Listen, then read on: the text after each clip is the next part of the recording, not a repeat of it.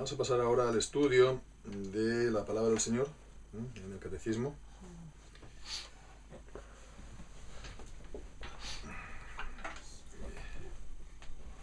En la medida que el cacharro este se encienda.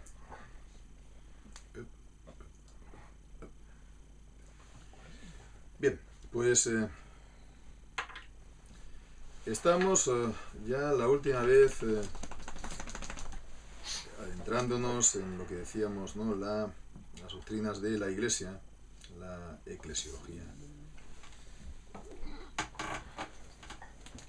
Y estamos viendo, pues entonces, si primeramente, si los beneficios de la salvación, si son salvos todos aquellos que no tienen, pues, la revelación de Cristo, la predicación del Evangelio, es decir, fuera de la Iglesia, por la luz natural.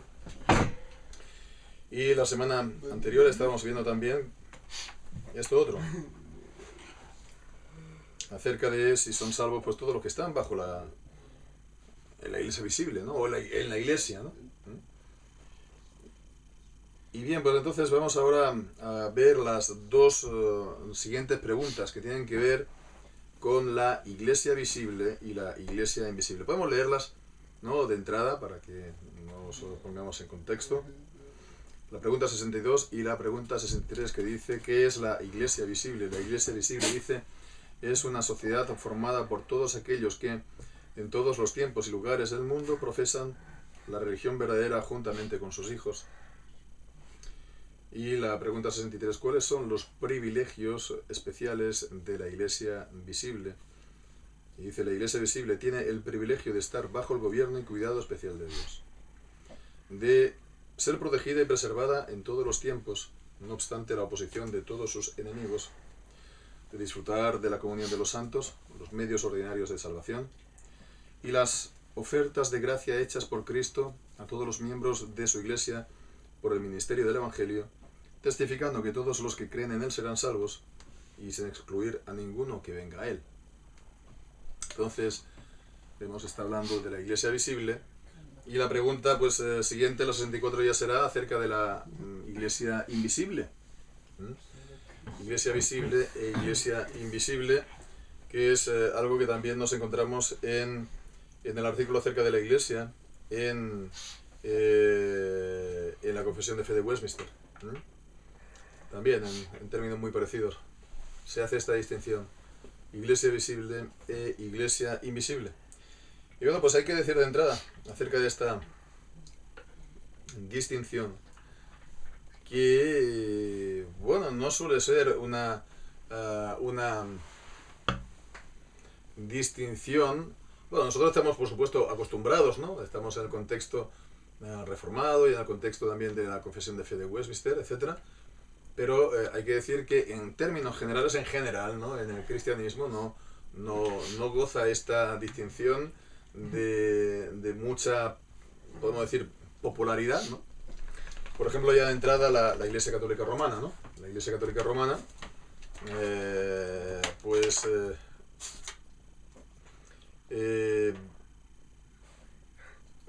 sí, se puede decir que no la recibe o la rechaza, pero también hay que hablar del mundo, se puede decir, evangélico, el mundo evangélico de iglesia, se puede decir, pues normalmente de tipo bautista.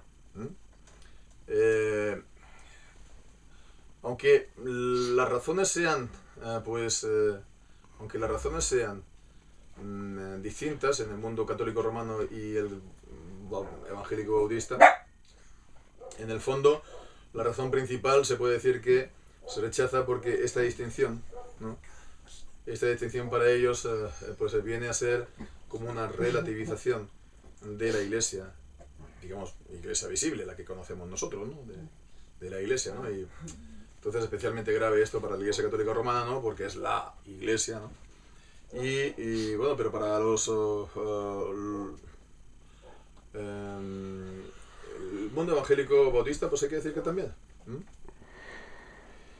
Y bueno, pues hay que decir que esta distinción de iglesia visible e invisible, pues en absoluto quita la importancia de la iglesia visible. de la iglesia visible, de la iglesia que nosotros vemos, ¿no? Entonces, no es una relativización o como para decir, no, es que las cosas aquí humanas no sirven de nada, la verdadera es la iglesia invisible. Sí, por supuesto sí, pero esa manera de concebir las cosas no es tampoco bíblica. No quita la importancia de la iglesia visible y con lo que estamos ahora viendo, estas dos preguntas del catecismo, pues nos están hablando de su importancia, de lo que es y su importancia. Entonces, bueno, la cuestión de la iglesia visible e invisible, bueno, ya lo veremos más adelante, la próxima semana, si Dios quiere, cuando tratemos la iglesia invisible, pero la iglesia invisible tampoco es porque sea algo, una cosa completamente etérea, etcétera, ¿no? Se habla de iglesia invisible para referirse a los verdaderos miembros de Cristo. A los verdaderos miembros de Cristo, que es la cabeza de la iglesia.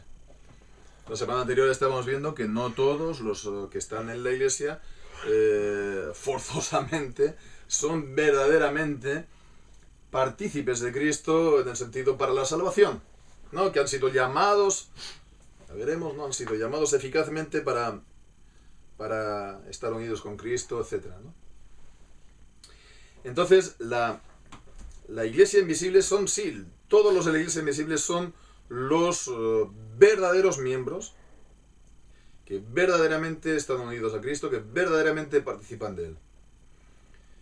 Pero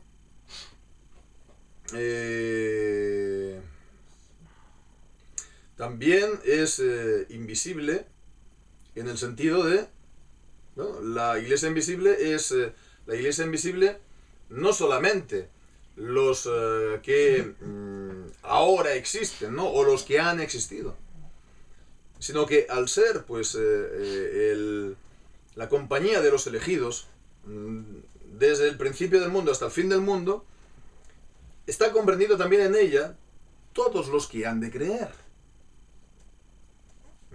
Los que dentro de 5, dentro de 10, dentro de 15, 20 años, dentro de tal vez 100, 200 años, ¿no? Y entonces nosotros no lo vemos, pero Dios sí que lo ve. Entonces la iglesia invisible es visible continuamente al Señor, a nosotros no. Conocemos parte de ella, ¿no? Conocemos la que se hace visible, ¿no? La que se manifiesta a nosotros. Entonces no es una división de iglesia visible e invisible, no es ni mucho menos una oposición, ¿no? Como, bueno, lo visible, lo humano y no tiene ninguna importancia, lo importante es lo otro, ¿no? Lo invisible. Sino que es se puede ver como la manifestación. La iglesia visible es la manifestación de la invisible en un lugar, en una localidad o en un país, etcétera, ¿no? Hablamos entonces de congregaciones, ¿no?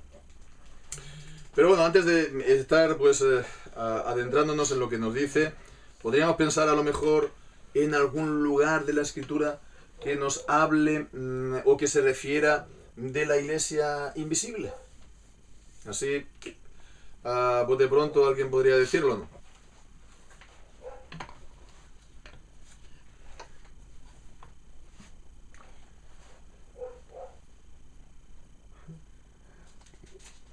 No todo Israel es Israel. Sí, eso lo veíamos, claro. Sí. Pero más concretamente, refiriéndose al concepto de iglesia, ¿no? A ver, está esta de Gálatas, ¿no? Gálatas cuando está hablando de Sara y Agar, en el capítulo 4. Después en el versículo 26 dice: mas la Jerusalén de arriba es libre, la cual es madre de todos nosotros. ¿Vemos? La Jerusalén de arriba. Jerusalén de arriba. Entonces ella es vemos, la madre de todos nosotros porque también nos engendra espiritualmente por la palabra de Dios y también por los sacramentos, ¿no? Hay que decir. Pero bueno, es madre de todos nosotros, entonces vemos, es la iglesia celestial, podemos decir entonces invisible, al igual que en Hebreos capítulo 12 y en versículo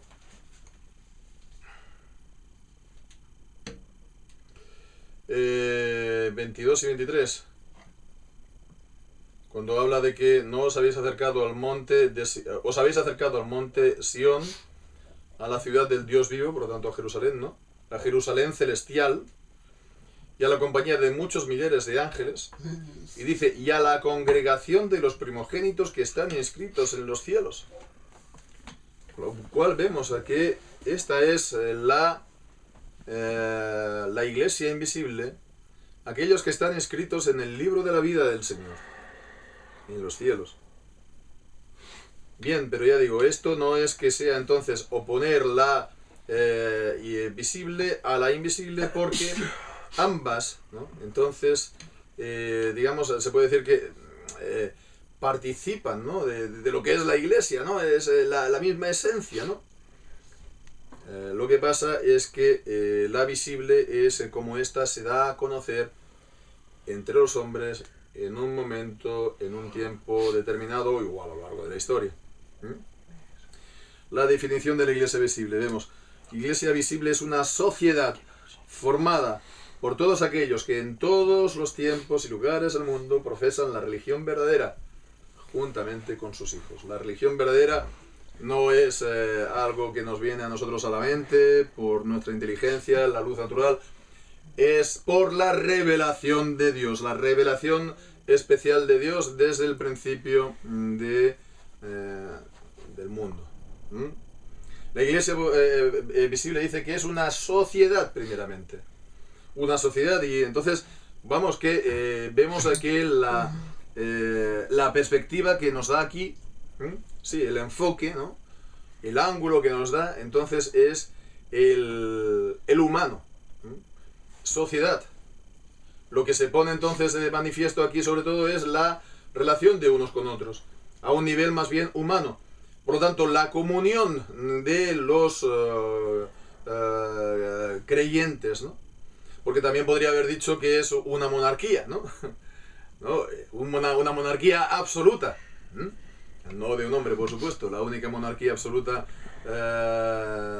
legítima es la de Cristo a su iglesia. Pero vemos que entonces está aquí contemplándolo, por lo tanto, en el aspecto humano, ¿no? En el aspecto humano, y entonces es una sociedad. Y entonces pues podemos verla también, comparándola con otras sociedades, ¿no? La sociedad civil, ¿no? La sociedad civil, ¿no? De un país. Entonces, en la sociedad civil de un país, uno nace, ¿no? Aquí en España, y entonces, pues por nacimiento español, y entonces es algo, por lo tanto, ligado al nacimiento, y por ello entonces está también ligada, bueno, eso va a traer que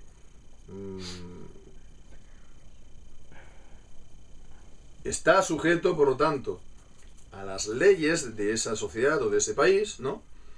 Y también, pues, va a disfrutar de los, se puede decir, de los privilegios o de los derechos de ser de ese país. Las dos cosas, ¿verdad? Entonces, por haber venido aquí, entonces está sujeto a las leyes y también, pues, a los derechos o a los privilegios de ser de aquí, o ser de allá, o de cualquier otro lugar. Es igual en todos los lugares, ¿no? Bueno, pues entonces esto es algo parecido también en la iglesia. En la iglesia, bueno, no es que sea, pues, por nacimiento, aunque bueno, ya veremos ahora también que esto lo vamos también a matizar un poco, pero no es entonces exactamente igual que como en la nación. Sí que en el Antiguo Testamento pues era por el hecho del nacimiento la nación de Israel, los hijos de Israel. Y bueno, pues en la iglesia lo que ocurre es que la Iglesia en el tiempo del Nuevo Testamento, entonces ya no es una sola nación. Es una Iglesia en todas las naciones de la tierra. Entonces sí, es una nación santa, ¿no? Es una nación santa, apartada, ¿no? Pero no es entonces una entidad, digamos, sociopolítica llamada nación. Es una sociedad que está entre todas las naciones. Entonces el principio no es tanto el de el nacimiento, sino el de la fe. Ahora bien, porque Dios también lo ha ordenado, ¿no? En su pacto de la gracia, los hijos también están comprendidos, los hijos de los creyentes, que le nacen a los creyentes, aunque solamente sea un cónyuge que sea creyente, también por lo que el Señor ha establecido en el pacto de la gracia, los hijos también forman parte, por lo tanto, de la Iglesia visible. Bien, pues entonces esto es, ¿no?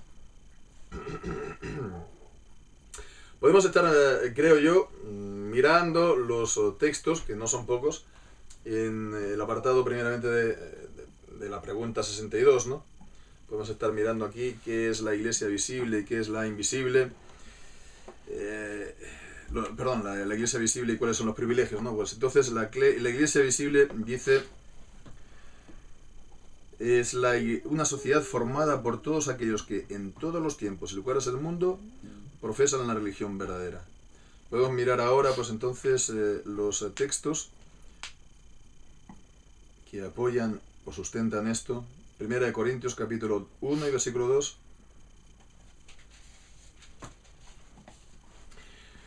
Y dice: a la Iglesia de Dios que está en Corinto, a los santificados en Cristo, llamados a ser santos, con todos los que invocan el nombre de nuestro Señor Jesucristo en cualquier lugar, Señor de ellos y nuestro.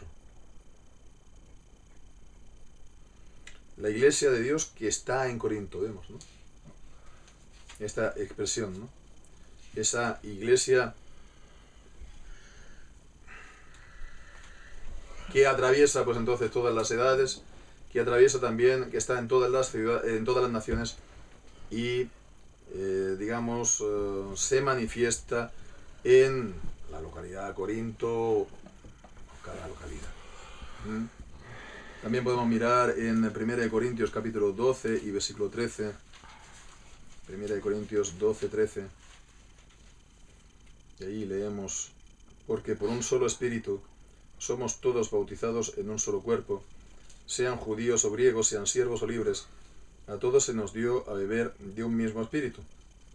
Lo que decíamos de esta discontinuidad, ¿no? Entre el Antiguo Testamento y el Nuevo Testamento, porque en el Antiguo Testamento era solamente la nación de Israel, y ahora es en todas las naciones, ¿no? Sean judíos o griegos, sean siervos o libres, ¿no?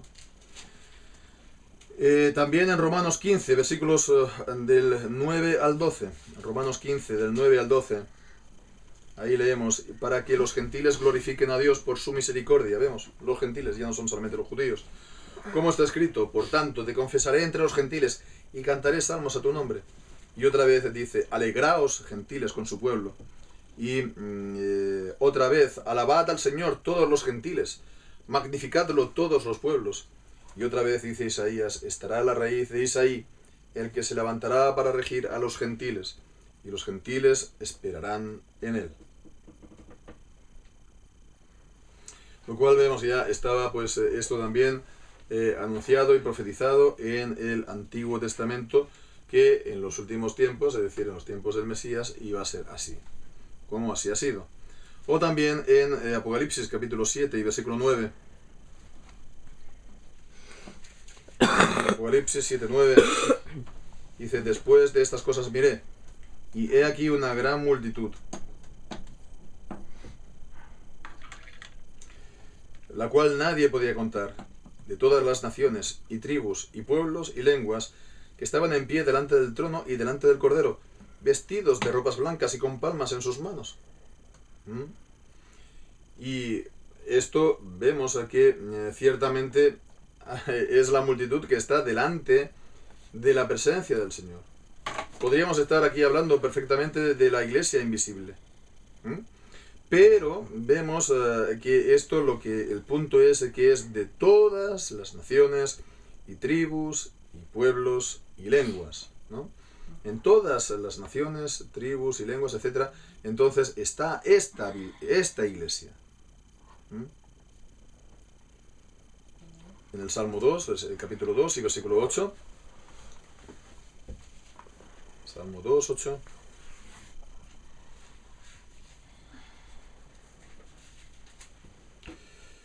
Pídeme y te daré por heredad las naciones y por posesión tuya los confines de la tierra.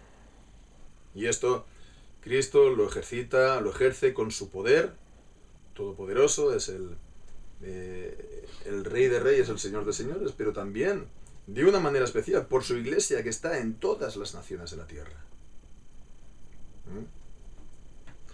También en el Salmo 12, versículos del 27 al 31. Salmo 12, no creo que sea esto. No creo que sea esto. Esto es una errata bastante... A ver, será... 22.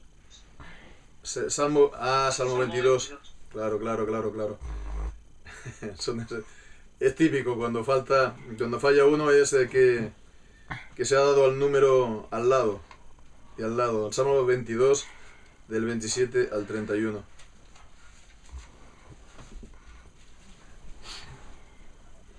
Se acordarán y se volverán a Jehová todos los confines de la tierra, y se postrarán delante de ti todas las familias de las naciones, porque de Jehová es el reino, y él se enseñorea de las naciones.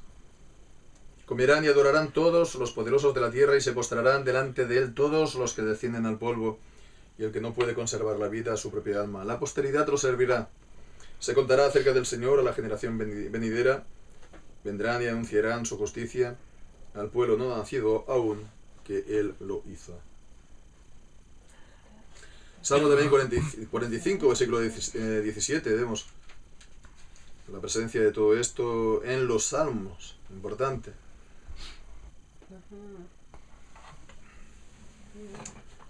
Por lo cual vemos que lo que dicen de que en los salmos no es para la iglesia, los creyentes en el Nuevo Testamento, pues no es así, ¿no? La presencia de Cristo y de su iglesia lo llena todo en el libro de los Salmos. Dice: haré memoria de tu nombre en todas las generaciones, por lo cual te alabarán los pueblos eternamente y para siempre. Por supuesto, Mateo, capítulo 28, esta llamada Gran Comisión, este mandato de Cristo a evangelizar, a discipular todas las naciones, bautizándolos a los creyentes, entonces, en el nombre del Padre, del Hijo y del Espíritu Santo. Dice, versículos 19 y 20, por tanto, id y enseñad a todas las naciones, bautizándolos en el nombre del Padre, y del Hijo y del Espíritu Santo, enseñándoles que guarden todas las cosas que os he mandado, y aquí yo estoy con vosotros todos los días hasta el fin del mundo. Y bien, pues por último está Isaías, capítulo 59, versículo 21. Isaías 59, 21.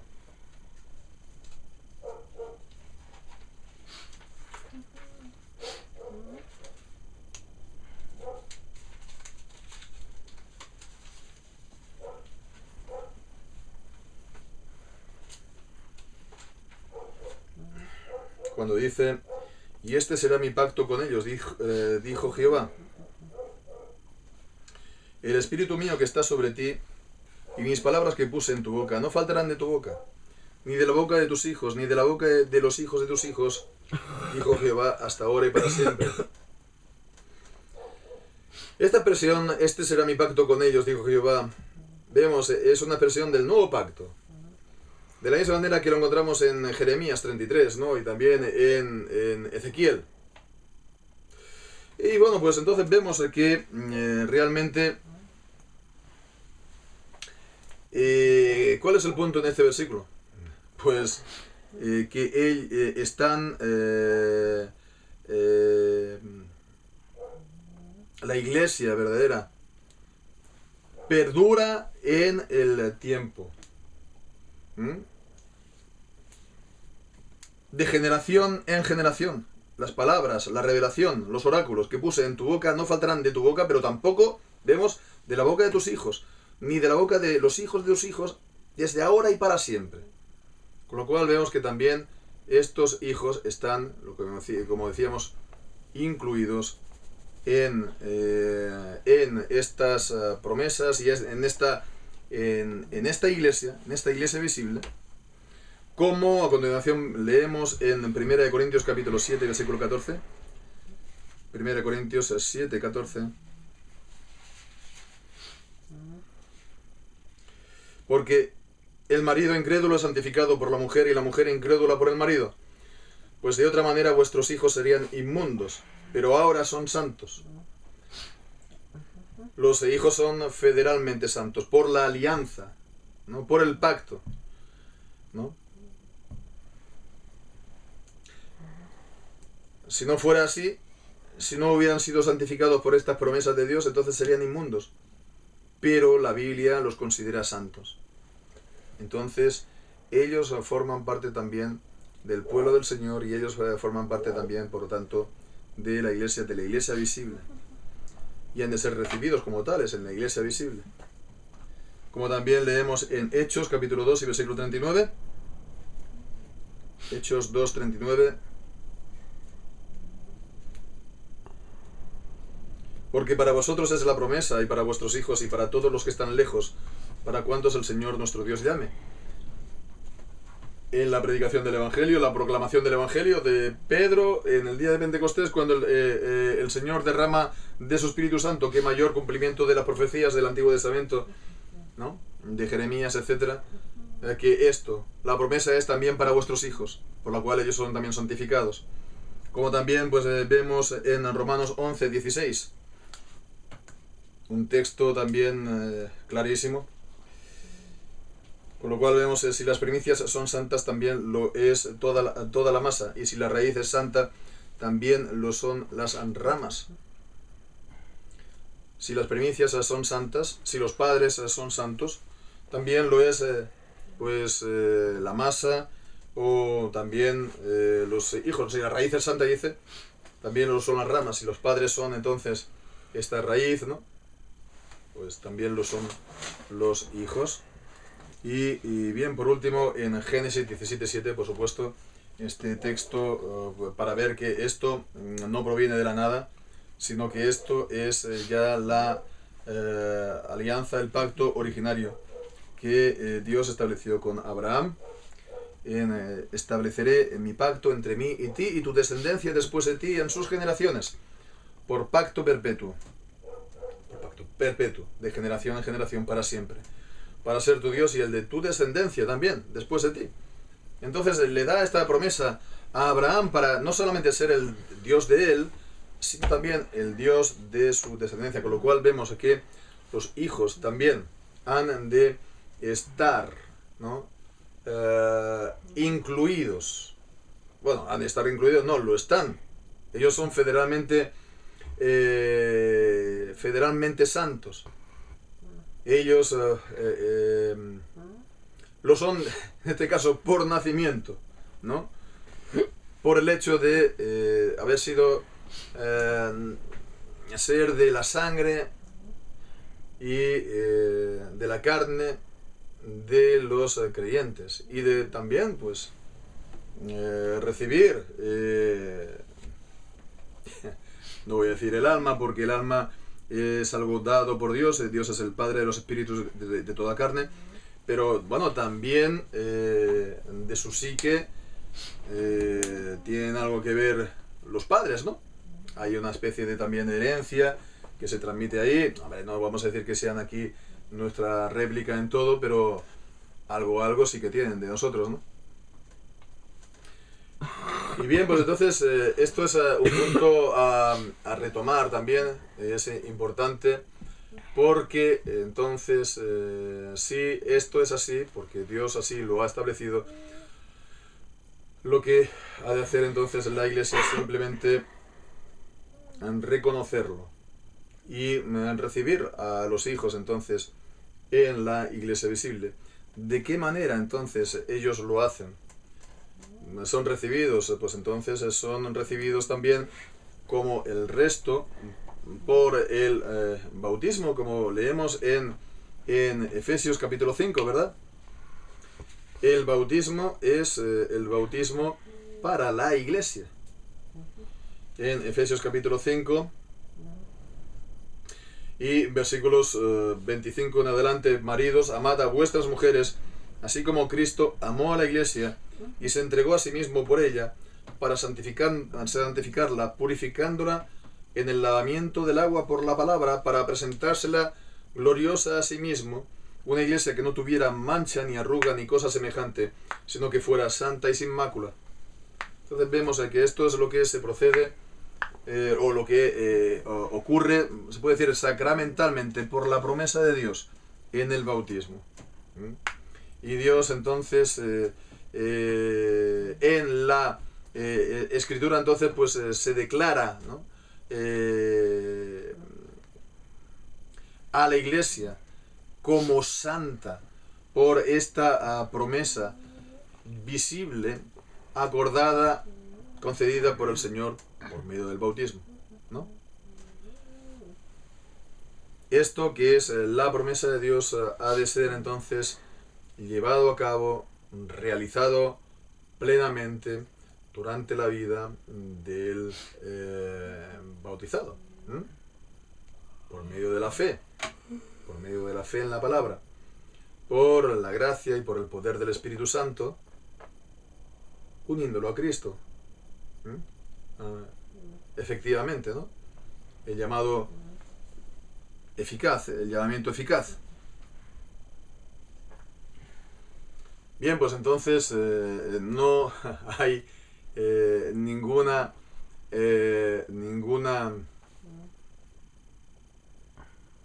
razón para excluir a los hijos ni del bautismo, ni tampoco de esta membresía de la iglesia visible, que, bueno, cuando son niños, pues es en tanto que niño, y cuando son pues ya mayores, más adultos, y entonces ellos son, pues tienen pues tanto la capacidad de discernimiento como pueden ser tenidos como responsables tanto de su fe como que también de sus actos, pues confirmando este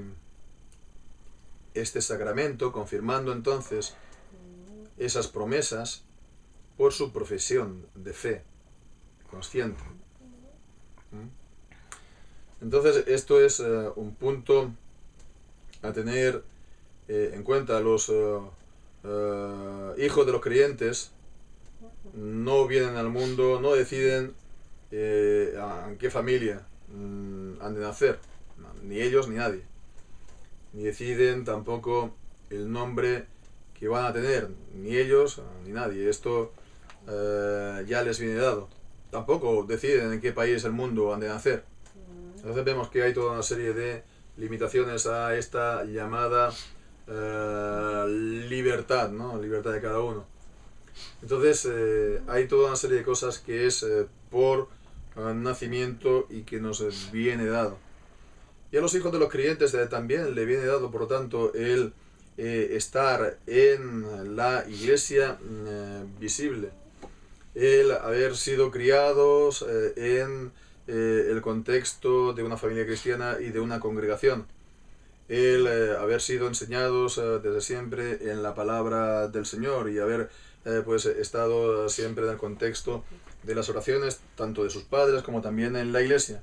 Todo esto les viene dado, pero esto por otra parte ha de llegar a ser algo propio también de ellos, para ellos, por su propio convencimiento personal y por su propia fe en la palabra de Dios y en el Dios de la palabra, en la palabra de Dios y en Cristo y en las promesas mismas del Evangelio.